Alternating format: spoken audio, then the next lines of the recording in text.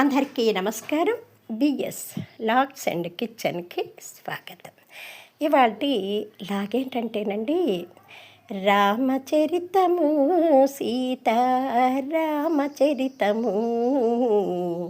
విన్నవారికి కలుగునండి శుభము లాభము, తొలగు భయము తొలగును భయములు.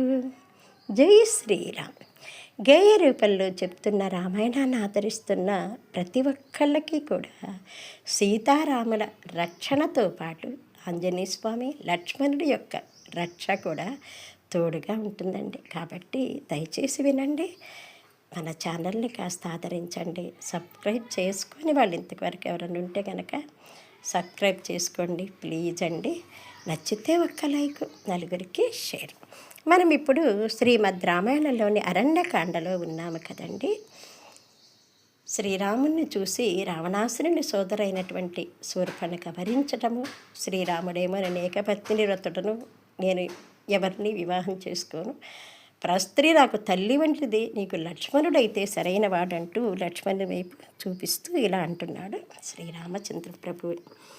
ఇతను నా ప్రియ సోదరుడు లక్ష్మణుడు, ఇతను నా ప్రియ సోదరుడు లక్ష్మణుడు, శుభలక్షణ లక్షితుడు శుభలక్షణ లక్షితుడు, పరాక్రమవంతుడు సౌందర్యవంతుడు, పరాక్రమవంతుడు సౌందర్యవంతుడు, వివాహితుడే కాని ఒంటరివాడు, వివాహితుడే కాని ఒంటరివాడు, కాబట్టి అతడే నీకు తగినవాడు, అతడే నీకు తగినవాడు అని చమత్కరించెను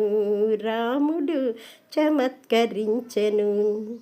అప్పుడు శూర్పణఖ లక్ష్మణుడి వైపు చూసింది. నిజమే, శ్రీరాముడు చెప్పినట్టు ఇతను కూడా అందంగానే ఉన్నాడు, పైగా ఒంటరివాడు, భార్య కూడా పక్కన లేడు, ఇతనైతే తనకు సరిపోతాడని చెప్పేసి దగ్గరికి రాపోయింది. అప్పుడు లక్ష్మణుడు అంటున్నాడు, అమ్మా నేను వివాహితుడనే, అయితే ఒంటరిగా ఉన్నమాట నిజమే, కానీ అమ్మా నేను సీతారాముల సేవకుడను, సీతారాముల సేవకుడను.